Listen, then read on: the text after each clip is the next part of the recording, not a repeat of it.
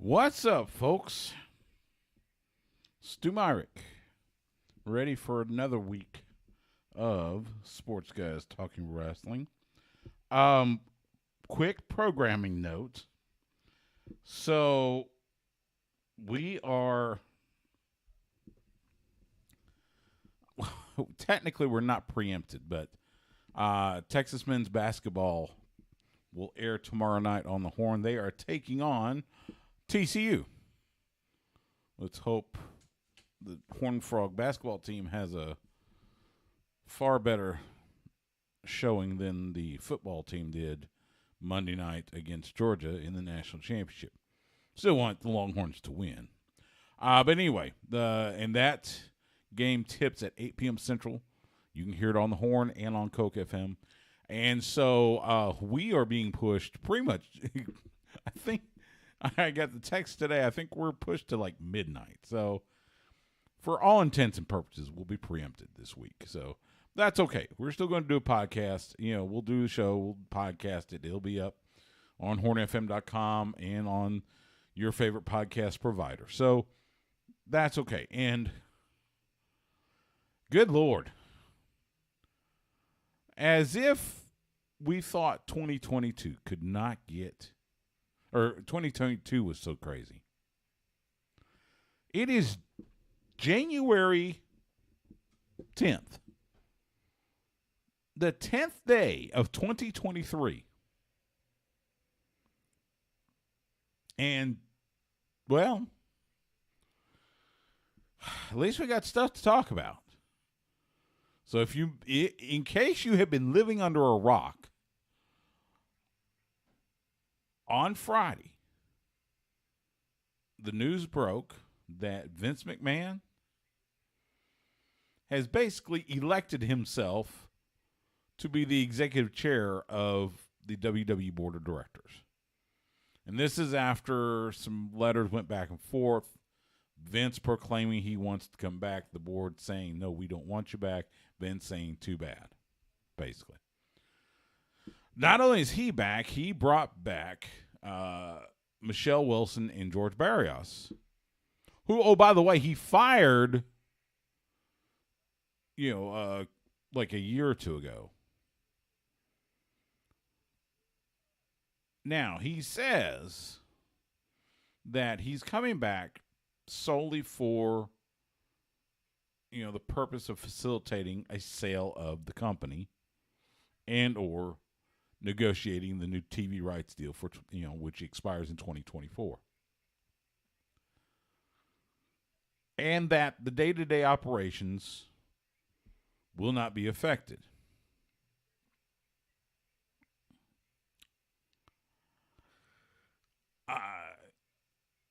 I gotta, I hate to say it, but I think I'm leaning with most of those that do this, that follow wrestling and talk about it.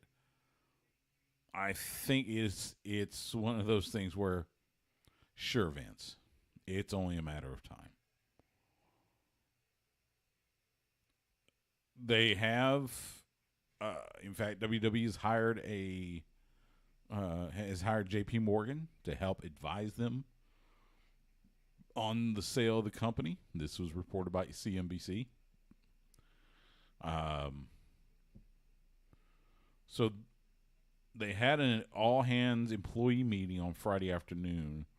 It was Stephanie McMahon, Nick Khan, the co-CEOs, and Frank Riddick, the chief financial officer, basically assuring them that while Vince is rejoining the board, that the day-to-day operations would remain the same. Triple H is still the chief content officer. He's still in charge of creative. And that they wouldn't see, anything. That was on Friday. This evening, just past 5:30 p.m. Central, Stephanie McMahon, she sends out a tweet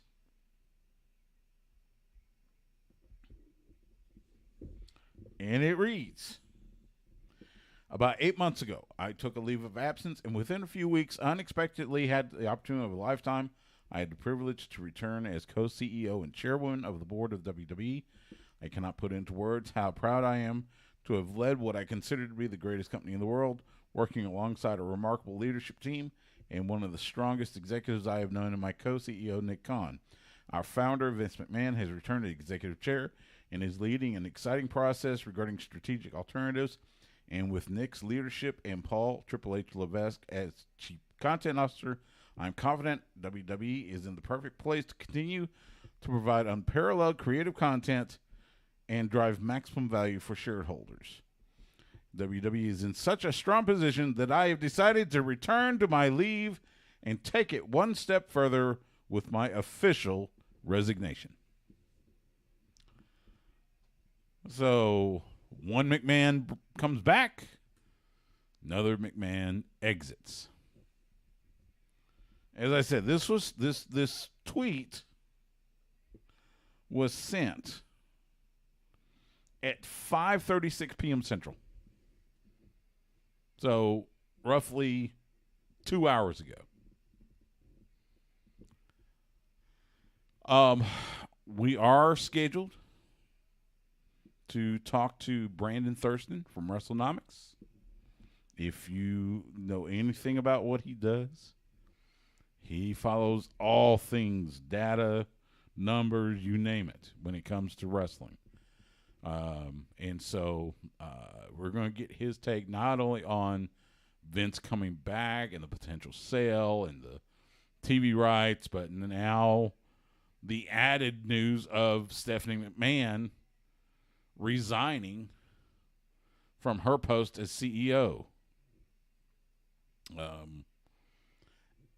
And this guy, and by the way, Brandon is going to be very much in demand for the different podcasts and shows and everything because of what he does. And he does a fantastic job.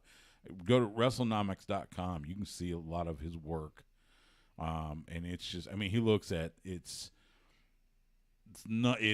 money, it's ratings, it's anything where there are numbers and metrics and stuff like that. He's really that good. So we will talk to him. Oh, by the way, yes, I'm waiting on Justin. Hope to see him here soon. We've got NXT on the television. It's Pretty Deadly going through a, quote, tag team gauntlet to try to earn another shot at the tag team titles currently held by New Day. They just defeated Idris Dofu and Malik, whoever. Now they got to face Gallus. So it was supposed to be Briggs and Jensen, but we have seen that Briggs and Jensen have been attacked in the back. So now it's Gallus taking on Pretty Deadly. So hope you had a good week. Hope you had a good weekend. I did. I watched football. It was the final weekend of the NFL regular season. And, of course, the Dallas Cowboys limp into the playoffs after taking the L against the Commanders. They are still the 5 seed in the NFC playoffs. They go to Tampa and face the Fighting Tom Brady's. Actually, it's a Monday Night Football deal. So they're going to play Monday night. So we shall see. I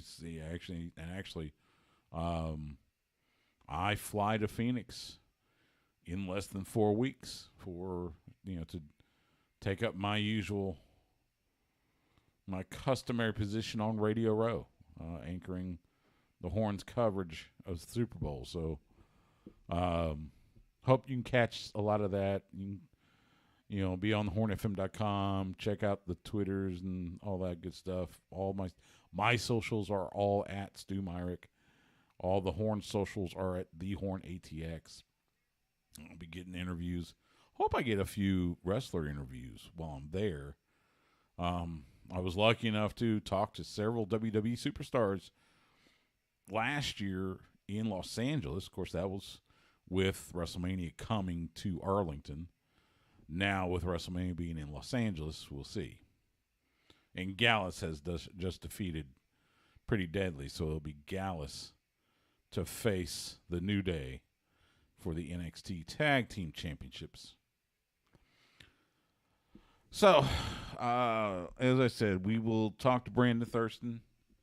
There is a segment that's already in the can. I had the chance to catch up with our good friend Mickie James. She's got a huge match coming up this Friday night at Impact Wrestling's Hard to Kill pay-per-view, coming from Atlanta. It is a title versus career match as she challenges Jordynne Grace for the Knockouts World Championship. And if Mickie James loses, she hangs it up. So I had a chance to talk to her. The interviews are actually already posted. It's posted as a podcast. And the video version is on our YouTube channel. So when you get a chance, check that out. It was fun. It was fun to talk to her. I've talked to her many times, several in person. In fact, at Super Bowl Radio Row. So, and there's Justin. All right, good. He's here.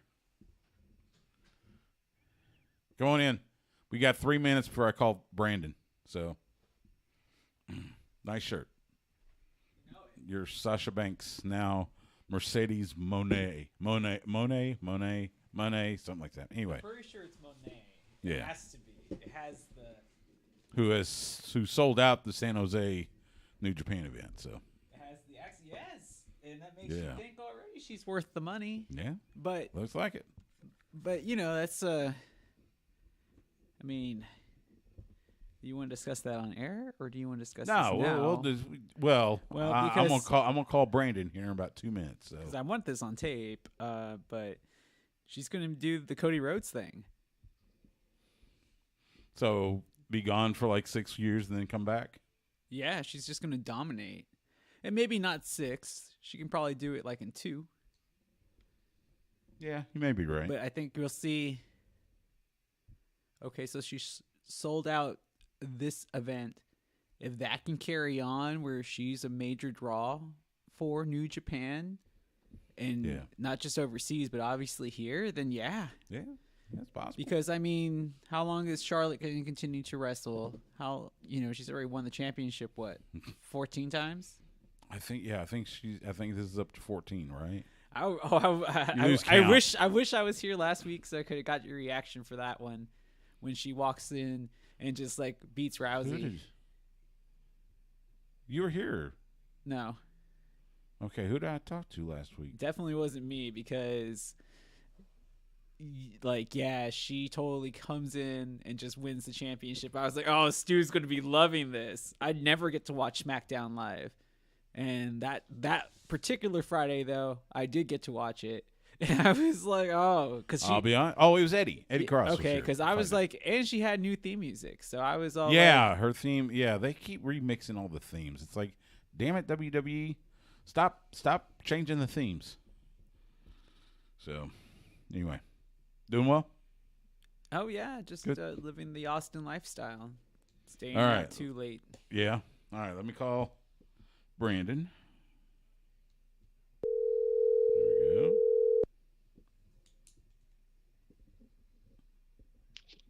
Hi, Stuart.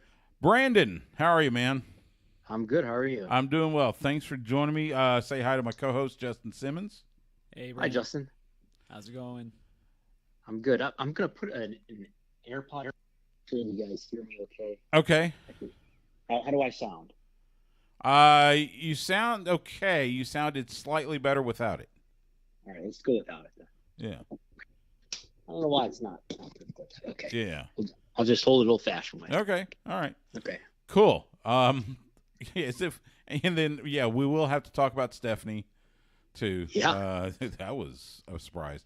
So I'm gonna we'll do the show intro, and then I'll bring you in. Okay. Sounds good. All right. Here we go.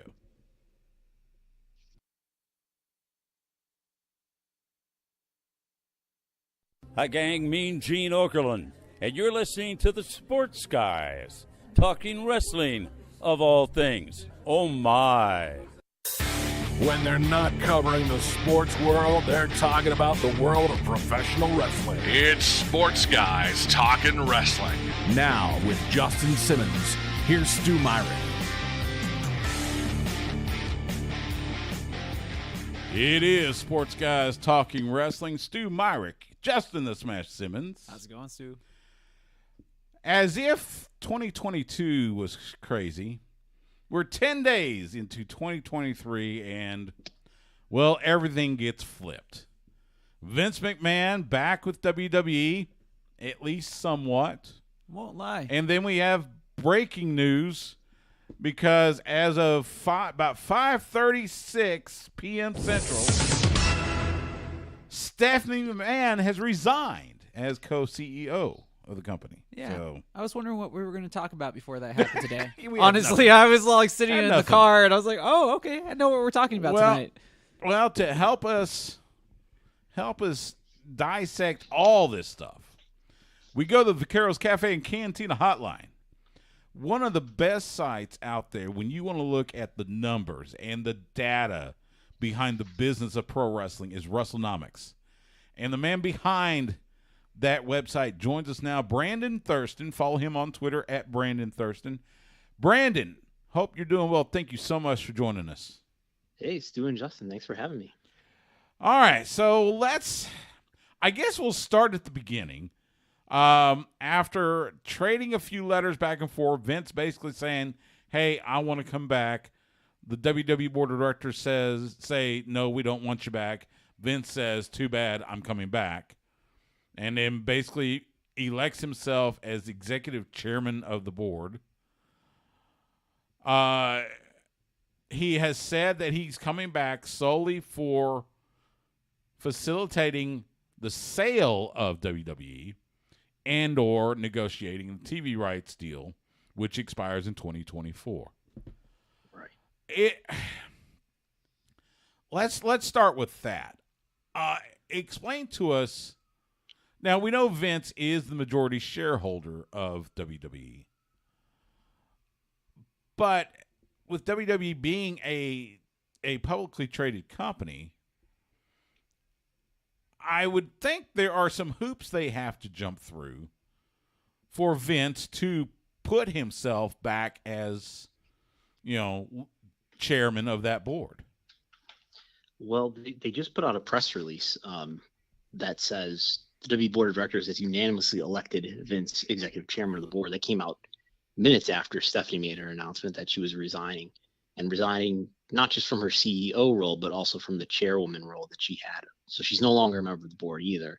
And apparently the entire board agrees to put him on the board as executive chairman after just on December 27th, we have this letter, I guess it's an email as an exhibit in the filing that we put out a few days ago saying, where the board writes to Vince that we all agree unanimously that you shouldn't come back. Was I the only one that could hear like the Emperor March music? Like, because it was like the takeover was slowly falling before our very eyes, minute by minute, update after update.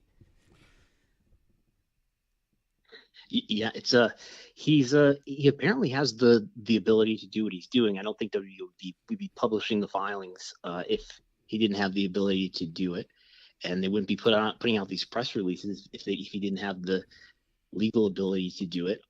He does have 7 allegations of sexual misconduct against him, Right. and maybe there's more. The letter that the board wrote to Vince alluded to additional things that they're aware of that haven't come to public light yet.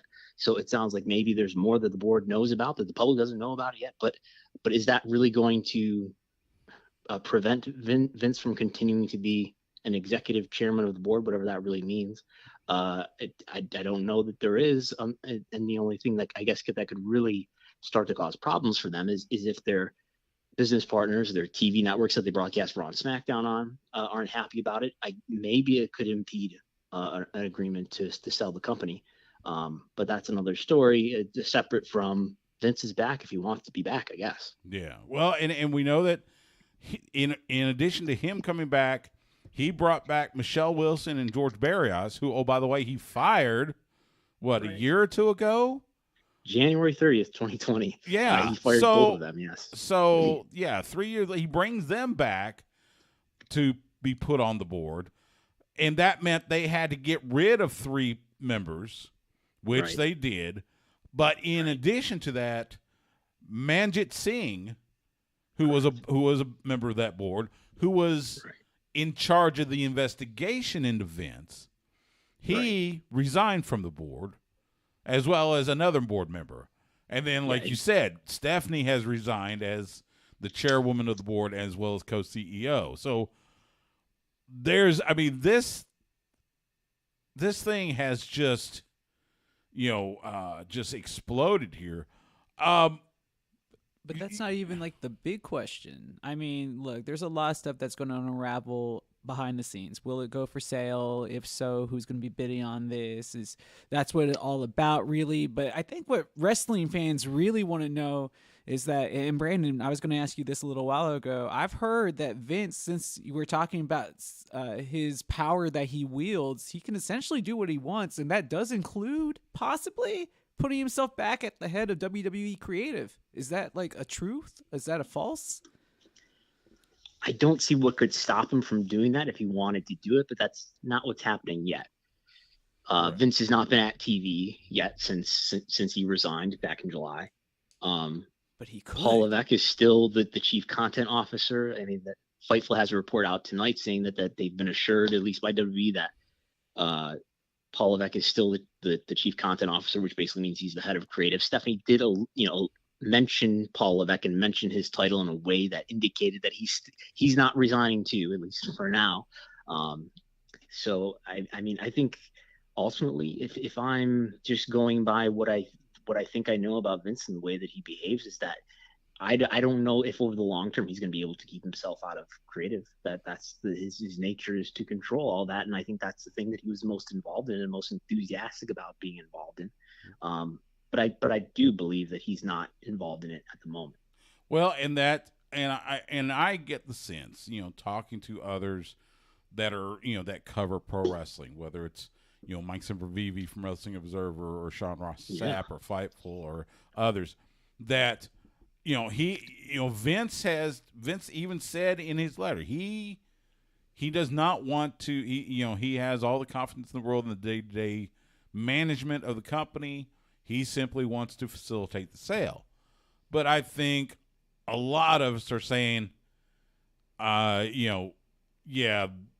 let's wait a few months and see what happens with that. Let's talk about potential buyers for WWE. I've heard, of course, Comcast, NBC Universal, which they've got Raw on USA Network, they got NXT on USA Network, plus they got the WWE Network on Peacock. But I've also seen Endeavor, the parent company for the UFC. I've also seen Amazon. Amazon had a successful first season broadcasting NFL games on Thursday nights. Talk from what you know about the likelihood of one of those companies or somebody else coming up to possibly purchase WWE.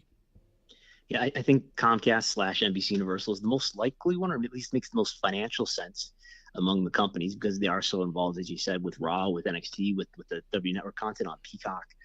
They would save a lot of money by buying WWE and not having to pay the growing rights fees that are associated with Raw and with the Peacock content, and then they could use SmackDown on one of their networks, whatever they wanted. In addition to that, it's sort of like buying a house rather than renting it, particularly when the rent is becoming more and more expensive over time. They sort of just put a cap on it by buying WWE in one big swoop. So that makes sense. Question is, though, does Brian Roberts, who is the CEO of Comcast, it's another family-owned company, is Comcast, does he want to be involved with pro wrestling. It sounds like maybe he doesn't think that highly of pro wrestling, and Comcast is the parent of NBC Universal, so he's governing an organization within an organization there. So I don't know if that's something that would definitely happen, but it makes a lot of financial sense. Endeavor makes a lot of sense too, because it's the parent company of UFC. It's a talent agency that's very experienced with making TV deals, which is so key to WWE's business. Amazon maybe makes sense too, because they could certainly afford it. They're one of the biggest companies in the world. They have enough cash on hand to pay for WWE outright, probably, assuming there's even a deal that Vince McMahon would agree to. But they definitely could afford it, and they've purchased MGM Studios just a couple of years ago. They don't own a lot of their own content, and that would be a chance for them to own some more content and intellectual property. Other companies that people throw around is like Disney and Netflix. I think Disney is going to be not a great brand match for WWE, especially with the news that's happening and the scandal that's surrounding Vince. I don't know that that's going to. I guess I do believe that that's going to be somewhat of a turnoff to some of these deals. And Netflix is not involved in any live sports or any live content yet. Not even internationally that I'm aware of. I don't think that their first step would be with WWE, with pro wrestling, but then again, they have said that if they do get involved in live sports, they want to get involved in it by owning some sort of sports organization or sports league rather than licensing it, because of the nature of the growing expense of licensing live sports. I think what's also possible is that Vince might just, rather than selling the company, maybe there's an option here, and this is something that Frank Riddick did mention, the CFO did mention in an all-employees meeting on Friday, is a possibility is that they just take the company private.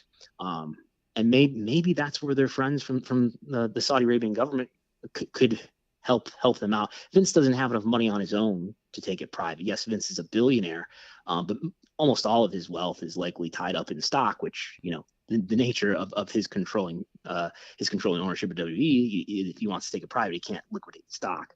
But I could see a perspective from Vince where he may view that a lot of this problem that he's gotten himself into is only become a problem because WWE is a publicly traded company. Vince McMahon paid millions of dollars to women to sign non-disclosure agreements, so they would not tell their story and disparage him.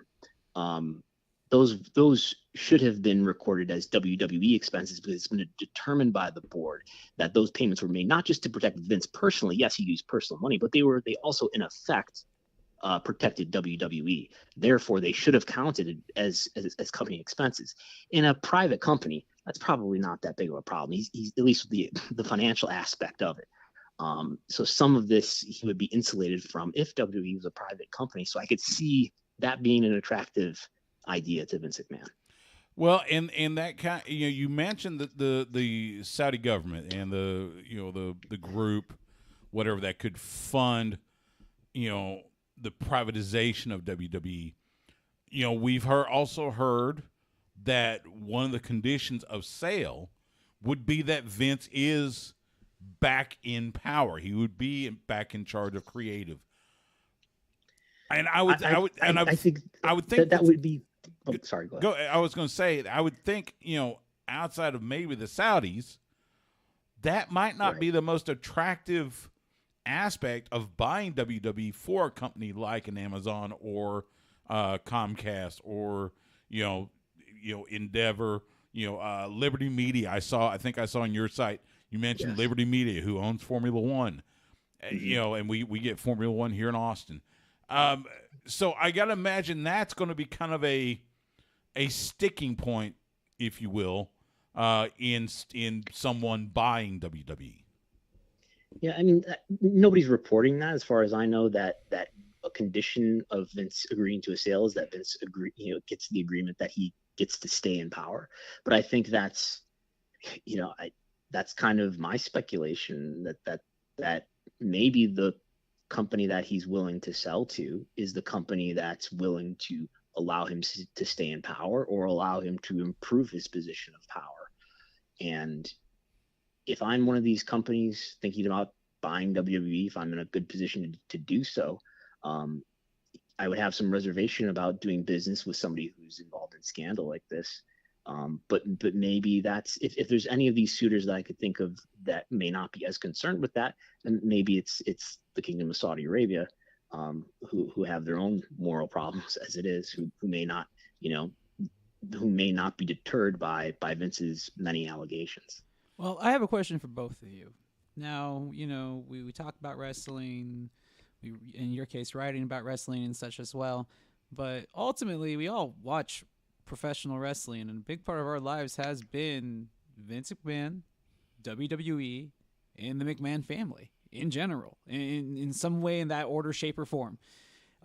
Would you, Stu or Brandon, would you really want to see the WWE in another company's hands? And the reason I say that is because we've already seen WWE kind of take their own product, come back and sanitize it, and kind of control the narrative of the history.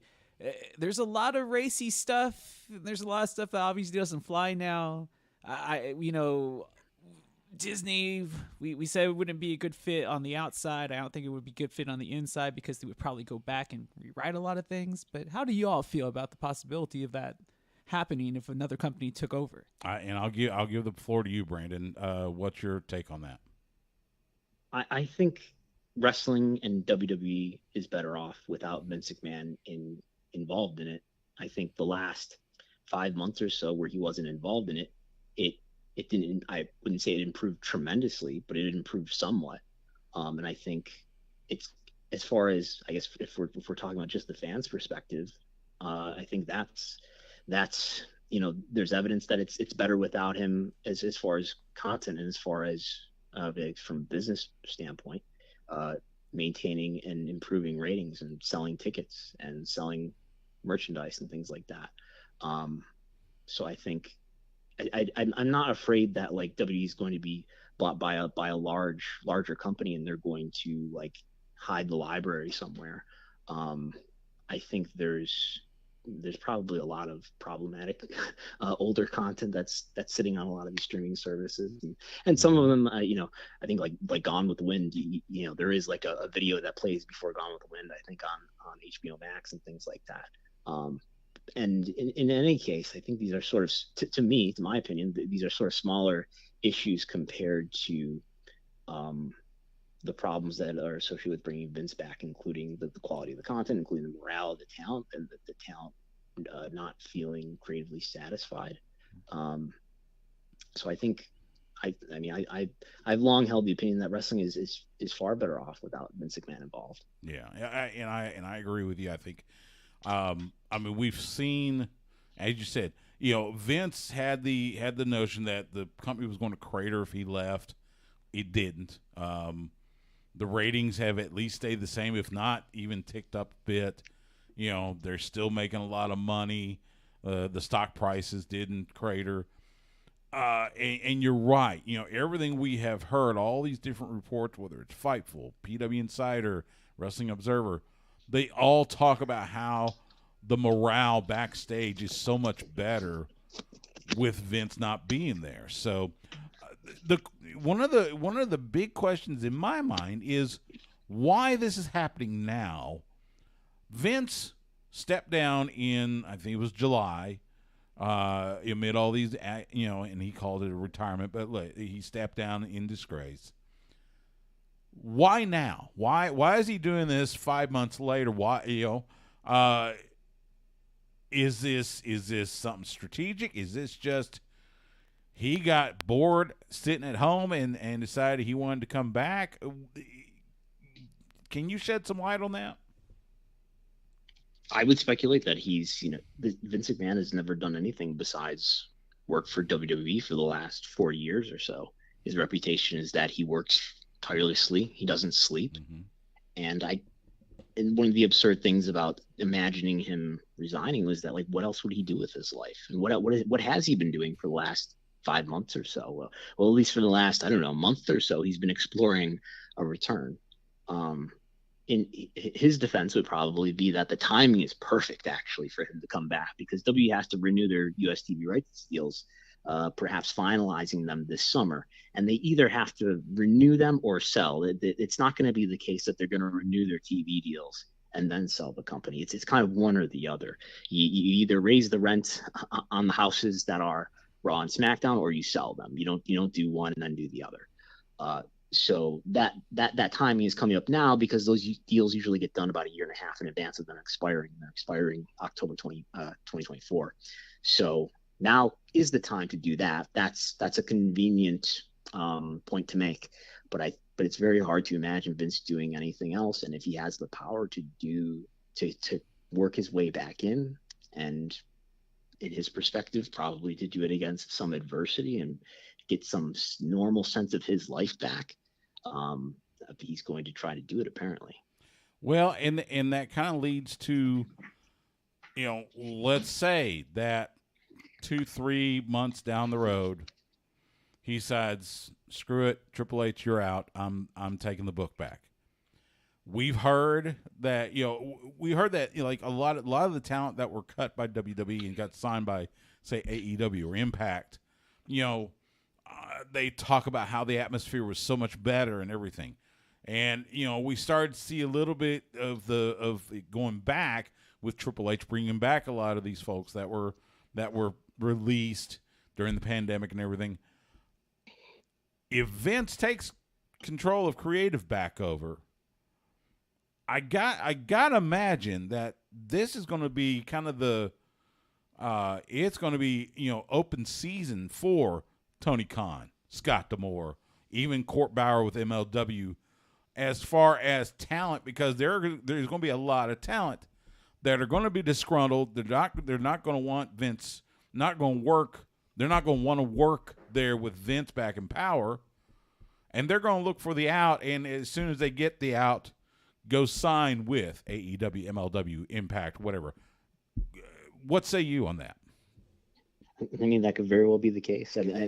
I think if I'm Tony Khan, I think he's sort of tweeted things that indicate this, that I would be very happy to hear this news, because it makes AEW and other wrestling companies perhaps better able to recruit talent.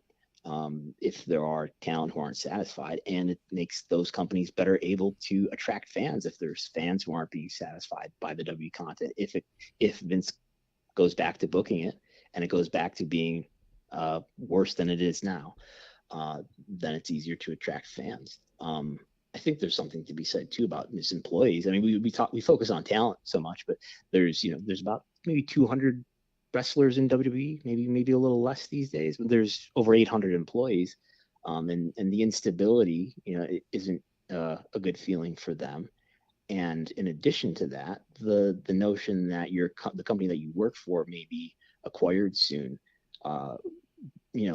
brings up something on the horizon here where there might be layoffs. So it probably leaves 800 employees or so in a situation where they're not too certain about their future either, which is, I don't know, just a human issue for those people. And maybe, we've seen some people like producers move over from WWE to AEW and to other organizations over the years too. Absolutely. Just saw Michael Mansuri join AEW exactly just a month or two ago. So Brandon, before we let you go, let's talk for a second about Stephanie McMahon resigning as CEO and chairwoman of the board.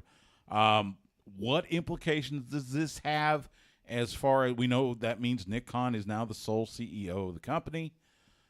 Is this just a matter of Stephanie felt like it was time? She mentioned in her note that she was going to take a leave of absence, and then she came back when all this went down. Is this just something as simple as she wants to continue that leave of absence and even just resign from the company, or is there some in your mind? Is there something lurking behind? And we know this news is still fresh. I mean, it's still less than 3 hours old. I mean, it certainly points to issues between Stephanie and Vince. She left. She took her initial leave of absence for just under 1 month, beginning May 19th. By that time, the board of directors was aware of was conducting the investigation into allegations of sexual misconduct by Vince McMahon.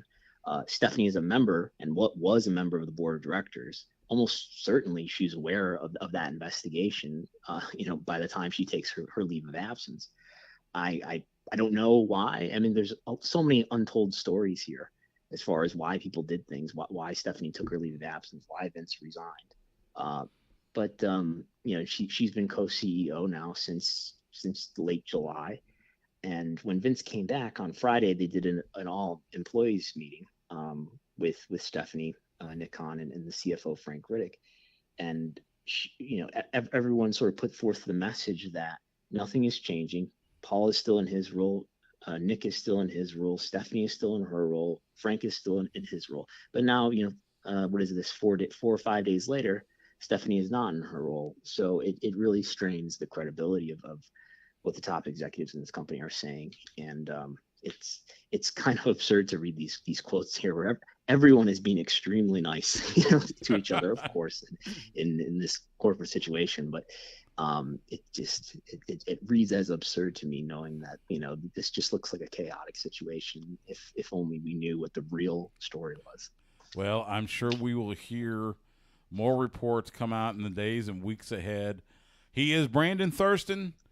Follow him on Twitter at Brandon Thurston. Get all of his stuff. He has the best when it comes to the business of pro wrestling. Nobody does it better.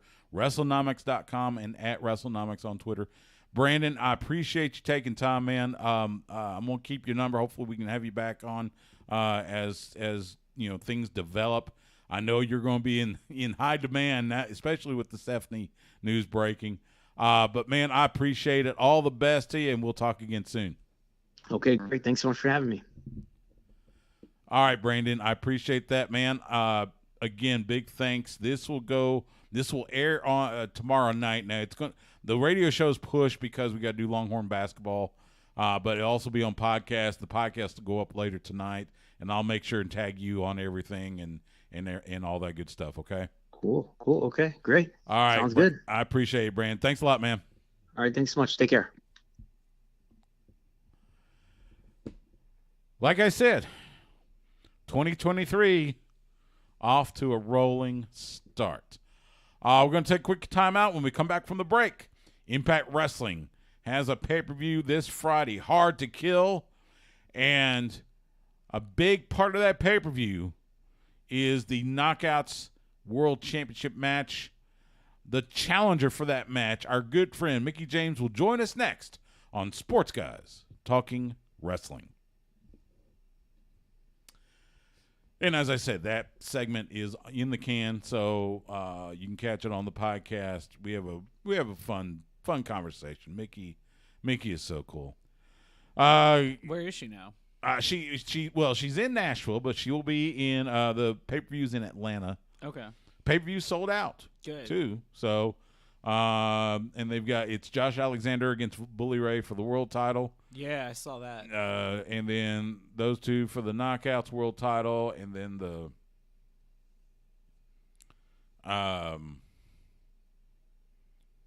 let's see. I'm trying to think. There's a 6-way, I think, to be determined number one contender for the Knockouts world title.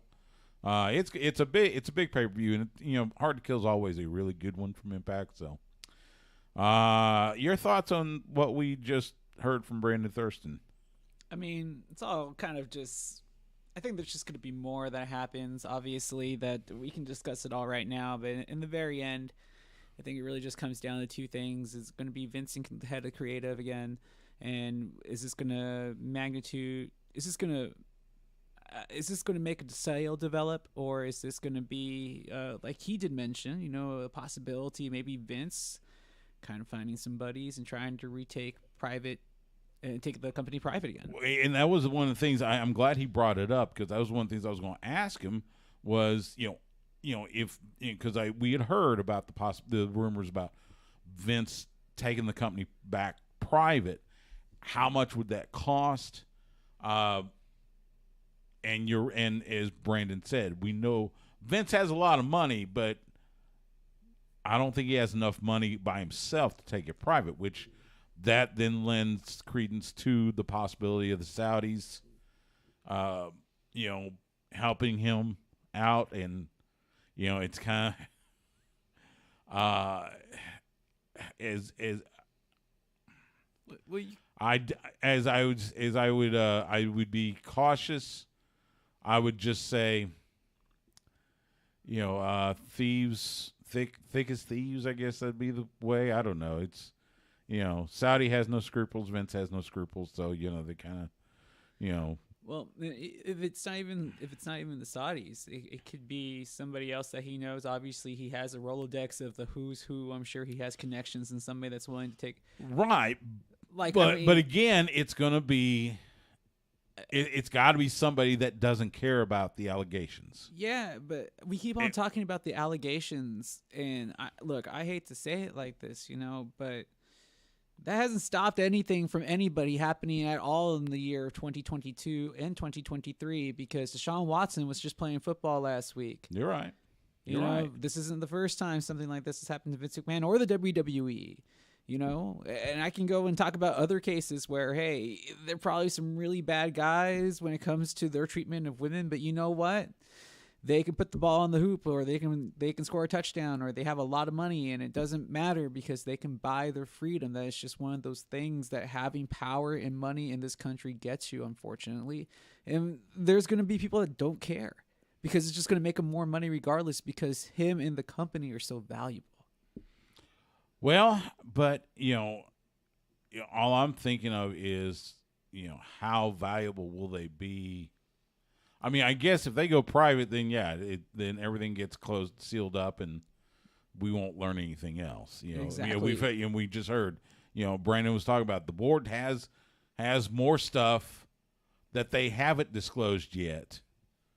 And we know the SEC is looking into, not the Southeastern Conference, Securities and Exchange Commission. They're looking into Vince, which would be another motivation for Vince to find a way to take the company private again. Yeah, I mean, it's a mess for sure.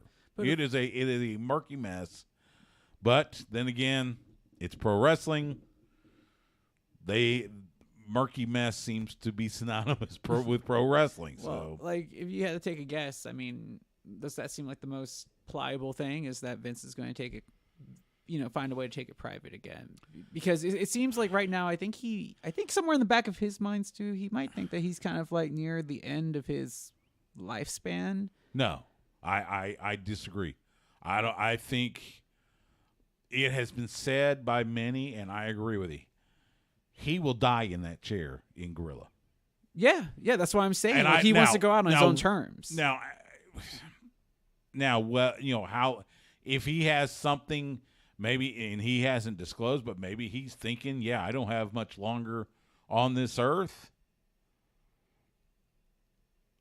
I'm not saying like this year or something, but maybe like 10 years down the line. Well, 10 years is a lifetime in television. Though that's not in like WWE land though. It's like 10 years. It's just God, like it's even longer in WWE. There are things, the way Vince was booking, anything prior to like 2015 might as well have been just ancient history, and everybody forgot about it. I mean, I forgot what happened like in 2008. So that's what I'm saying. It's, I don't know. Like I said, it's murky. It's we'll see what the weeks and months bring. Have they put him in the Hall of Fame yet? No, because he didn't. I don't think he doesn't want it. Yeah. Because in fact, there's the story about how he doesn't want when people go into the WWE Hall of Fame, he doesn't want them to thank Vince. Yeah. So, and since Vince has been the one to put people in the Hall of Fame, he's not going to put himself in there. It's crazy. It sounds, that might be the one slightly redeeming value, but he's not vain enough to put himself in his own Hall of Fame, or maybe, I don't know, but he's vain enough to think that the company will suffer without him when the last 5 months have proven otherwise. It's been a nice vacation. I was hoping to see it at least get its honeymoon period and see like how long the goodwill would carry. I think most of us that are in that follow pro wrestling and talk about it. Not to mention the wrestlers and everybody else. I think they wanted it to be longer than just a honeymoon phase. They wanted him to be gone for good. Now, what is he doing in his off time? I don't see Vince getting on the golf course. Nope. He was probably in the gym. He's probably working out. Probably. Do you think he was watching his own product? Well, yeah, he was away. Yeah, I think he was watching other product while he was away, because he doesn't watch other product anyways. But he had time, and that's a good question. You often wonder. Look, I think Triple H watches AEW. He seems like the type of guy that at least watches the highlights. And if for no other reason than scout talent. Yeah, exactly. Just to see and who's especially available. Checking out AEW Dark and Dark Elevation, because a lot of times they're bringing independent wrestlers on, and so he sees one of them and decides, hey, I might want to go. There was a rumor popped up today that they're interested in Jay White, Switchblade Jay White, who just dropped the IWGP World Heavyweight Championship to Okada. In fact, Jay White is booked in a Loserly Japan match with Hikuleo. I think it's in February in Osaka. Yeah, but they're also and everybody thought it was Hikuleo. Yeah. Well, it sounded like Jay White. Apparently, his deal is about up, he wants to move to America. I mean, if the Kenny Omega versus Ospreay, match didn't happen prior to the heavyweight championship match, that would have been the match of the night. Yeah, because it was a great match. Because I've never really been a big Jay White fan. Well, to be honest with you, I'm just saying. That's the thing. When we finally heard the card for Wrestle Kingdom, I think back to Madison Square Garden at G1 Supercard. And it was it was Jay White as the IWGP Heavyweight Champion taking on Kazuchika Okada. Okada won. And the talk around the campfire was the simple fact that at that time New Japan wanted to be aggressive, reaching into the U.S. market. And Jay White as their champion, it wasn't clicking. Oh, definitely at that time period. No. It was like, I have the feeling that the same is true right now. They just didn't. They don't feel like Jay White was there as a champion. Yeah. And so they put the title back on Okada. So. I mean, and that's just it. I'm not trying to take away from his. I'd have to get maybe Semper Vivi to, maybe give his thoughts, because he follows this stuff a whole lot better than I do. Yeah, but I mean, that's just it, though. If he's going to come over to WWE, I am his audience, and it's like, what does he have to change in order to make me more enamored? Because obviously, that's going to be interesting to see. Because honestly, I mean, I'm not going to say I became a Jay White fan after watching the match, but I mean, he put in a great performance. But it's kind of like the first thing I saw, though, is like, okay, you're Seth Rollins. Maybe a little bit more athletic. Yeah. So I'm like, what's going to differentiate you between him and Rollins? Yeah. Because they seem so similar. Here's another. So we were talking with Brandon about folks going back to WWE. Prime example: William Regal, Charlie Dempsey's father. He was able to get the conditional release from AEW from Tony Khan to come back to WWE, and apparently he's like a producer backstage and stuff like that. He can't be seen on TV, I think, for all of 2023. Yeah, it's like 2 years or something like that. No, I think it's just 1 year. Okay. I think it's just 1 year. But if Vince comes back and gets back into creative, what does that do to Regal? Does he decide, screw this, I'm going to go back to AEW? Because I know Tony will sign him, will bring him back. I mean, I guess that's a good question. I mean, I guess it really depends on what his buyout clause is. It's how much money is he going to get for getting fired, you know? Right. So maybe he wouldn't just ask straight up, and maybe he really does want to be able to see his son more often and be able to kind of oversee his career. Not to mention, we saw, not only did we see Carl Anderson, who is contracted to WWE, still had New Japan commitments and was able to go to Wrestle Kingdom so he could drop the never openweight title to Tama Tonga. We also saw Shinsuke Nakamura, another WWE contracted talent, go to Pro Wrestling Noah to wrestle the Great Muta in one of his final matches. Yeah, and that was fun. That was cool to see. Yeah. I mean, does that happen if Vince is in power? I highly doubt it. Yeah, I really do doubt that. But, back in the day, they used to work with Japan quite often. So it's like, I can't take that out of context. Hold it. WWE didn't really work with Japan. WCW did. No, but I mean, like, even in 1992, they were going into Japan. They worked with... They would go to Japan, but they weren't... It wasn't like they were showing New Japan wrestlers or something like that. And they definitely wasn't going to do it now. Well, actually, in the 1992 Royal Rumble, there are a lot of Japanese wrestlers featured. One of them, Tenryu. Oh, that's right. That's right. So it has happened before. Like and, I said, and what it is, it was Super World of... it was SWS or something like that. It wasn't like New Japan or All Japan, but they did have a working relationship with those guys in the 80s. And that's why Tiger Mask had the WWF Junior Heavyweight Championship during that time. And, so and Ultimo Dragon. So too. I wouldn't say like it couldn't that was possibly 40 years happen. ago. Yes, I'm just saying it ain't happening now. It would have been slim. Vince now? No. I think if you wanted the goodwill. No. He doesn't care about goodwill. Vince, in Vince's mind, WWE is it when it comes to, and it's sports entertainment.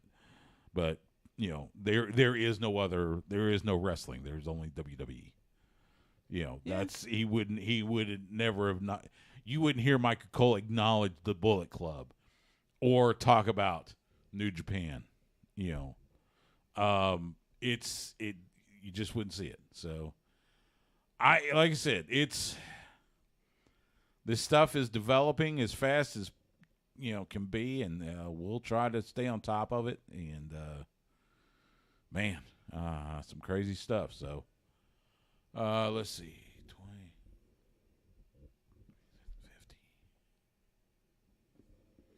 50. Got to do a quick calculation because we technically will do a radio show, but it won't be till midnight. So we're kind of just we'll basically. It's better than no show.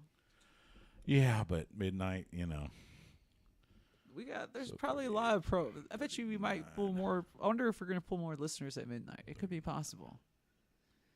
You know how those pro wrestling fans are, staying up late with their Mountain Dew, KFC. Their Mountain Dew Pitch Black. I still can't believe that's what it's called, though. It's the nuts. Mountain Dew Pitch Black Pitch match. Black. Yeah. What do you think it's going to be? The Pitch Black? I have no idea. No, the Mountain Dew. Is there going to be like a new flavor for the Pitch Black? That's the new flavor, Pitch Black. Oh, it is? Yeah. Oh, how I assume nice. it's probably some grape something. Wouldn't it be funny if it's not even like a lights out match of any sort? It's just like a big pool of like Mountain Dew Pitch Black, and somebody has to get pushed into it or something crazy. Kind of like Jericho and Orange Cassidy. Yeah. They did that one. What was it? Orange Fight for the Fallen, and Jericho got pushed into the big vat of orange juice. Yeah. So Charlie Dempsey won. He beat Hank. I want Charlie to I want him to start calling people Sunshine. Oh. Just like his dad did. I was gonna say, watch Hank. What's it called? Headline WrestleMania in like 10 years. Yeah. And now Drew Gulak's probably going to probably going to attack him. Attack who? Gulak could attack Hank. I guess not. No, it looked like they were trying to work together there. Yeah, I guess so. All right, well. Sol Ruka and Elbow Fire. All right, let's do the final segment.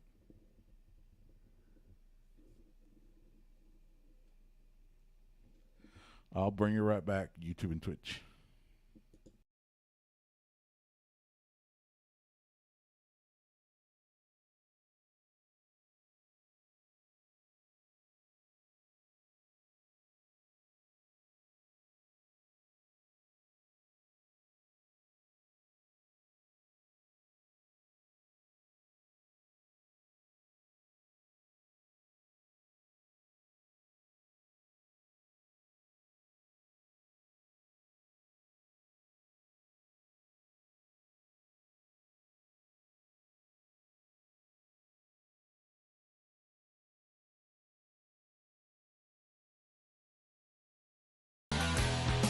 Back here on Sports Guys Talking Wrestling, Stu Myrick, Justin the Smash Simmons. By this time tomorrow night, if you're listening to us on the Horn, Young Bucks and Kenny Omega may have the trios titles. So, how valuable do you take, or I guess how strongly do you take this guy, Raj Giri? Yeah, he runs Wrestling Inc. Okay. What is he saying? Well, because he just tweeted like 5 minutes ago, and he just deleted that tweet, I guess, too. He said that prior to that, he had sent out a tweet saying that, Triple H was firmly in place as the CEO. Chief Content Officer. Yeah. Yeah. Okay. Well, Stephanie he had mentioned that in her little letter. Okay, that's what he had tweeted prior. He just deleted that tweet, and then before he deleted that tweet, he had retweeted that tweet with this one, where he said, this tweet I sent out 2 hours ago about Triple H being firmly in place as his role. I heard this from some higher ups in WWE, and maybe not. And now he's deleted the tweet about Triple H being in the same role. I'm like, we just discussed that before we even took the break. So I'm like, well, oh man, if Triple H isn't there, this is going to get real interesting. It's going to get muddy. We got a few independent wrestling cards to tell you about. We will start in Fort Worth. Matt War Pro Wrestling presents Brawl at the Hall Friday at the Southside Preservation Hall in Fort Worth. Bell time 7 p.m. Central. Aaron Eagle, Izzy James, Brent McKenzie, and more. That's Matt War Pro Wrestling Friday night in Fort Worth. Branded Outlaw Wrestling presents the New Outlaw Order Saturday at Woodlawn Gym in San Antonio. Bell time 7 p.m. Central. Shane Taylor, Khan, El Rayo, Misty Marks, and more. That's Branded Outlaw Wrestling this Saturday in San Antonio. And Reality Wrestling presents Ring in the New Year Saturday at Booker T's World Gym Arena in Texas City. Bell time 7 p.m. Central. Edge Stone, Brian Keith, Promise Braxton, Moonshine Mantel, and more. That's Reality Wrestling this Saturday night in Texas City. And that's a look at independent wrestling around the area. Wherever you may be, go out and support independent wrestling. Before all those cards, Thursday night, Inspire After Death brings you Feeding the Black Roses. So, Very poetic. Yeah. That's this Thursday night. Pinball's Arcade, the Lake Creek location here in Austin on 183, just north of Anderson Mill. Bell time, 7 p.m. Central. 2 title matches. Teflon John will defend the Inspire Pro Championship against former champion Rachel Rose in a casket match. Hey, Undertaker, if you want to come, I'll get you in. I was like, we need a sponsor casket. This challenge came about December at our show at Yellow Jacket Social Club. Rachel Rose wants that title back, so it's going to be a casket match. Also, T. Ray Watford will defend the Pure Prestige Championship against Yua Uemura from New Japan Pro Wrestling. That's awesome. That's going to be a fantastic match. Uemura is on his excursion through the United States, and so he is making a stop at Inspire After Death. I'm glad to also see that T-Ray is in the position that he's in. I thought he would have been there a little sooner. COVID kind of derailed that, but he's, I think, right where he needs to be right now. He is. He's been a fantastic champion so far. 6 more matches. We'll see the Twin Dragon Connection Tag Team Champions Fly Def. We'll see the Undefinable Champion Great Scott. We'll see the Camachos. We'll see the Born Haters and more. That's Inspire After Death. Feeding the Black Roses. Thursday night, 7 p.m. Central, at Pinballs, the Lake Creek location. Make sure you're there. Of course, I will be on commentary alongside my commentary partner, the Kingpin, Kenny Cross. We will also have a huge announcement. Abyss will take the mic and let us know what's happening with Inspire After Death. Should be an exciting night. And that'll do it for this week's Sports Guys Talking Wrestling. You can follow Justin Smash Simmons on Twitter, Instagram, and Twitch at The Smash Simmons. You can follow me on Twitter and Instagram at Stu Myrick. That's STEWMYRICK. You can follow the show on Twitter and Twitch at SGTWATX. You can find us on Facebook, Instagram, and YouTube at Sports Guys Talking Wrestling. We live stream on YouTube and Twitch most Tuesday nights at 7:30 p.m. Central. You can also catch us Wednesday nights at 9 p.m. Central on the flagship radio station for the Texas Longhorns. We are the Horn, 104.9, 101.9 FM, and AM 1260. Or you can catch us anytime on demand by either going to hornfm.com and click on the On Air tab, or by subscribing to us on your favorite podcast provider. Make sure you rate and review us while you're there. Big thanks to Brandon Thurston from Wrestlenomics for joining us. Big thanks to you for giving us a little bit of your time. For Justin, I'm Stu. Thank you so much. We will see you at the matches.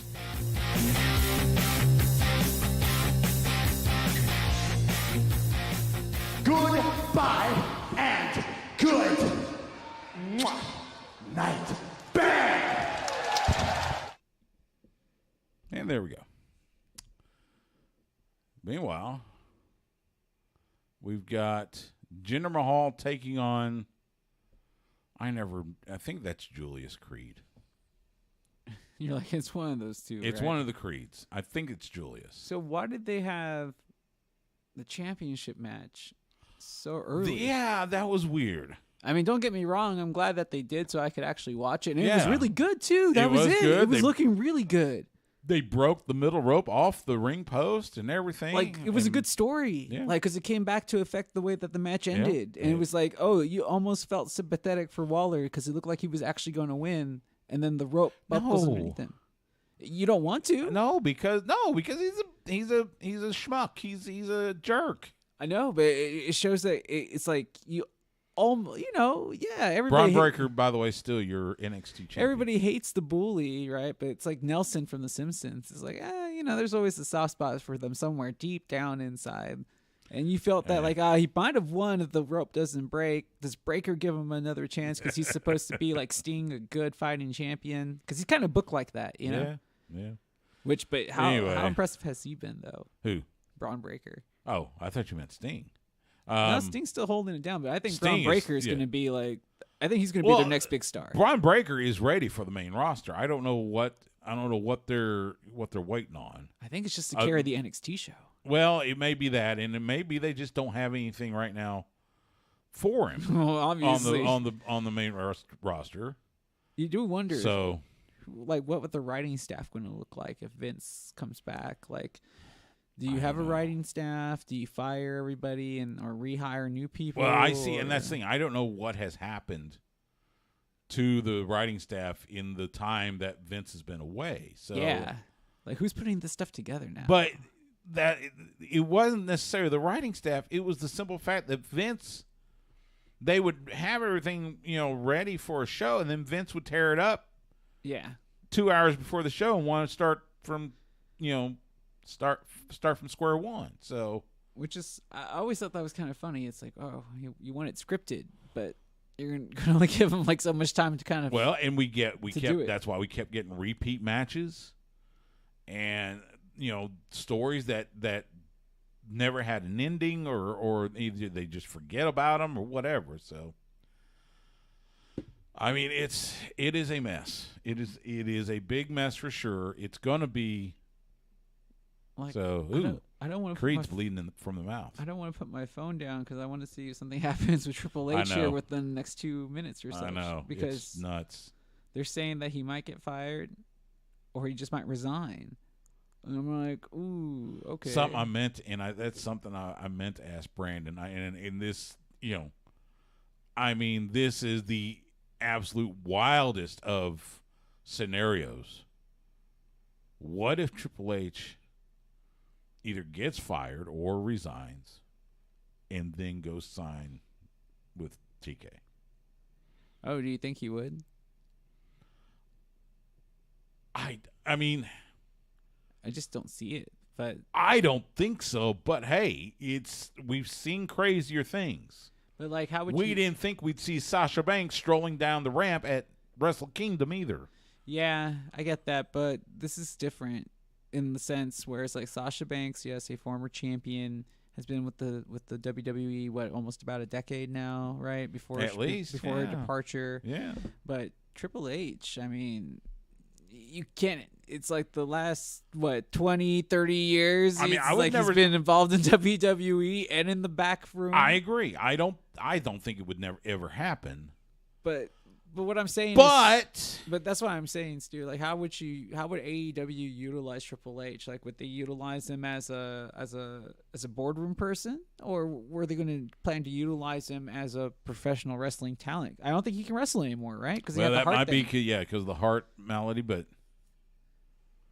even if he's there just as a, I mean, his creative mind is always pretty solid. Yeah, he can be kind of like Mark Henry. Being an executive. Would anybody have any beef with him if he were to go to AEW that's on the I current don't roster? think so, because I think, if anything, there's a lot of folks that really like Triple H. They just didn't like Vince. I just don't see it, though. I don't see it either. I agree. I don't see it, but because does he really even want to work that much, or is he well enough? Well, is he well enough off where he doesn't have to? He would be working less because they only do one day a week. Yeah, but I'm asking, like, is he well off enough to where he doesn't have to work if he doesn't want to? I know they have younger kids, right? I would suspect so. But him and Stephanie, I mean, I'm sure they still have. They have stock in the company? pretty good chunk of stock in WWE. Because I was going to say, technically speaking, she doesn't have a job. And now he might not have a job, so they would have to draw an income from somewhere, right? Unless they have such a good income. That good Lord! Can you imagine the amount they could ask for if they decide to go do, the convention route and the. Well, I guess that's true. I was like, there was that one year where he sold a lot of those DX glow sticks, so maybe he's still living off of the glow stick money. Yeah. Do you remember that run where everybody had the glow sticks? I'm like, oh my gosh. And they would carry him out. He and Sean would carry him out to the ring every time they came out. I know, but my God, they were making a killing off of those things. I mean, what could those things possibly cost to produce? And to put that little D-Generation X logo on it and then sell them for probably, what were they, like $15, $20, right? I think at so. The time? And I think, buying just the glow sticks, just generic glow sticks at a store. Yeah, it was the same exact thing. It would have been the same thing. Yeah. But these were DX branded. Yeah, I know. Believe me. I liked them. I was a DX fan, so, Don't hinder gender. Gender getting the win. I mean, it's good that he's getting some time to work, too. But, man, considering the fact we haven't seen him outside of, I think, the occasional main event match. You I don't mean main event as in main eventing a show. As in main event the show on Hulu. Okay. Two things. First, I have to go back to Raw last night. Like, how funny was it that we saw an injury, take place in a match that was, scripted, where, Saw what?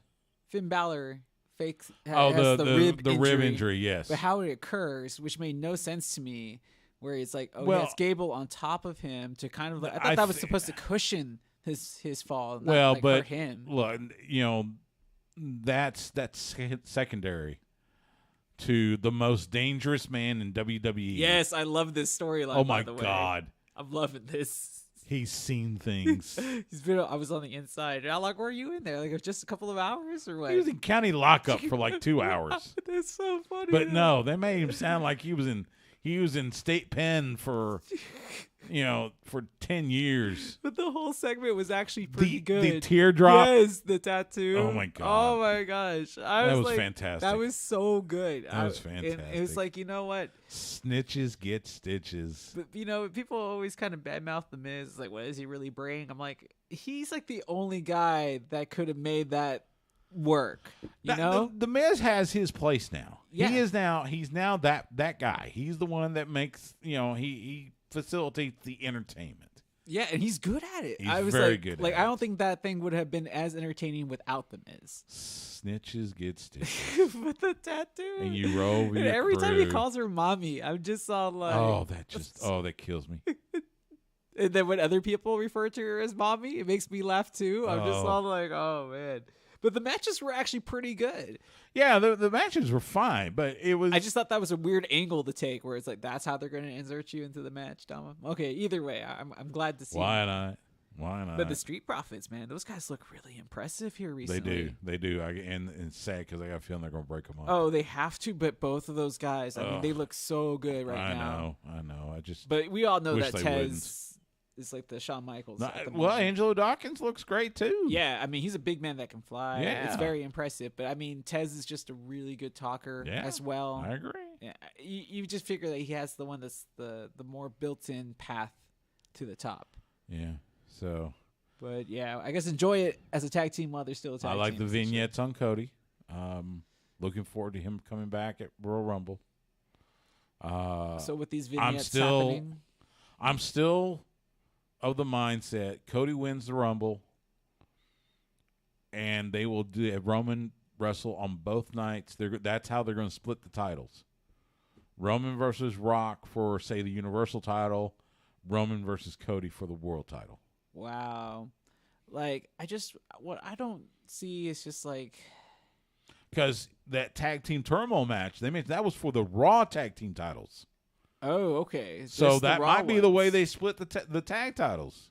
Oh, okay. I didn't realize that. I thought it was for the Usos. Well, I mean, not to mention, we've been going at this for what since April of last year, and they still haven't given them new belts. It's still the same separate belts. Oh, I know. So they've got to be thinking about splitting them eventually. Yeah, you figure that they would have committed by now. Yeah.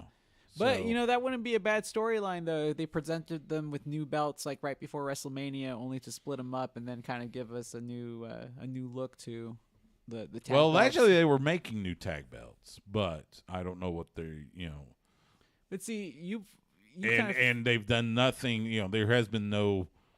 Well, I mean, SmackDown's on Friday night. We'll see if they decide to do the same thing. But you've always kind of been in favor of the two-belt system, and I've been telling you, like, since it happened, that, like, oh, I'm digging this whole one champion, universal, both And tag. I used to.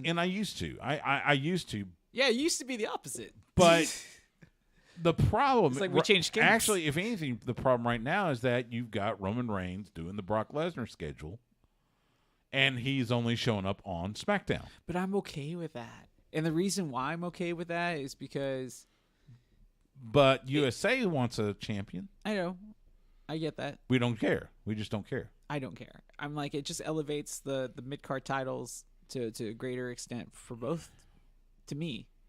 Well, and again, 'Cause, it may not matter after if they sell the company. So That's true. But right now we're talking about having what? Gunther take on Braun Strowman on Friday yeah. for the IC title. Yeah, I'm like, I'm actually excited about that. Yeah, no, I get that. It's like that's got to be a meaty big man slapping match. Oh, that's gonna be a big one. Like who? Yeah. Like there's got to be some real damage being done. But I God, mean, yes. I'm digging this whole Seth versus Austin theory because I mean those are the two probably most athletic guys in the company right now Yeah. going at it. One just passing. Here's his the prime. other one, the Bloodline with Sammy, and Sammy's got to fight Kevin Owens Friday night. Oh, I know. I've been wanting to watch this too. Again, that slow build. But it's like That slow build to Sammy getting dropped. yeah, because you figure that And then it'll be Sammy and Kevin. It'll be Sammy and Kevin go after the SmackDown titles against the Usos. Oh, so you think that's how? Okay, that is. I would take that. I definitely would take. I've that, heard though. that. I've heard that from a few sources. We'll see. We'll see if that actually happens. Like, isn't pro wrestling weird in that sense, right? Where it's like we all know, like, because I was just thinking about it randomly today. It's like how I describe it now to somebody that if they wanted to watch it for the very first time, like how to kind of view it. And I'm like, well, it's kind of like Cirque du Soleil. Like you kind of know what to expect, but the way that they get there is what you really want to see. Yeah, yeah. Well, and that's kind of been the deal with WWE here of late. It's understanding the journey. Like I wouldn't be upset if they kept it with one belt. I wouldn't be upset if they split it either. You know, I'm just really interested to how they do it. Stevie Turner. I guess she's going to debut on NXT. I do have to ask, with or without Vince, is Sami Zayn a possible world champion after this run that he's had being in the main event? I don't think so. Still no? No. He doesn't have that Bryan there's Danielson. There's just something. Because the guy can wrestle. Oh, he can we talk. know. He has a great character. Well, and we know he can wrestle. We he's wrestled for, all these years. I don't know. Because he's been one of the most entertaining people, and he's been fantastic. Yeah, he's really been fantastic. He's really stepped up ever since he's been given that role a little bit higher. Yeah, and it looks like they're finally getting ready to really go down the path of like, hey, well, if him and Kevin are going to be in a tag team together, that only can possibly mean that they're going to have to split them up again. And then I can see both of those guys vying for the championship because Kevin's always in the cover, and he's been in the. Well, Kevin's going to fight Roman at Royal Rumble. Exactly. We know that already. It's going to be the matter of, okay, when does the bloodline turn on Sami? Could it be at Royal Rumble because of Kevin Owens and he does something to help KO? Could it be Elimination Chamber in Montreal? They're going to be in Montreal. They're KO and Sami's backyard. Yeah, and that's what I was going to say. It's like, we talk about like when the bloodline decides to turn on Sami Zayn. It's like, what about when Sami Zayn decides to turn on the bloodline? No, it'll be the bloodline because they're the heels. So they got to be the ones to turn on Sami. They're got to be the ones that boot Sami out. Oh, it works both ways though, Stu. Like he could literally see Kevin Owens get beat. Like, they can win the match. Kevin Owens gets beat down even more so than he feels comfortable with, and then he finally turns. Okay, good. let's rephrase them. When Sami Zayn exits the bloodline, either being kicked out or whatever. Well, that's what makes it so interesting. Is like they can take either path, and he can come out babyface. He's still he's going to be the babyface. So, and he will probably team up with Kevin Owens afterwards.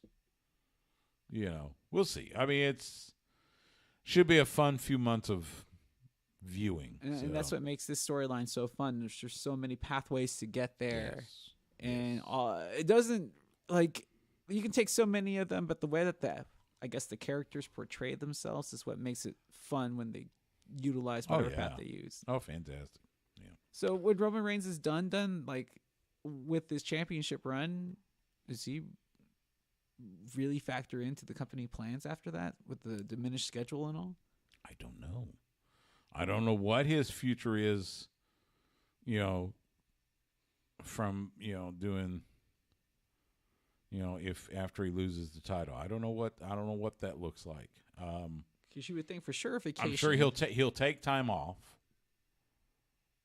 He'll take time off. As far as whether when he comes back, how he comes back, what have you. We just saw Sol Ruka pull a Kofi Kingston. I don't know what that looks like. So we'll see. All right. YouTube, Twitch, we are going to sign off for now. Hope you enjoyed it. Hope you enjoyed the show. As I said, the podcast will be up later tonight. You can hear the Mickey James interview. But for now,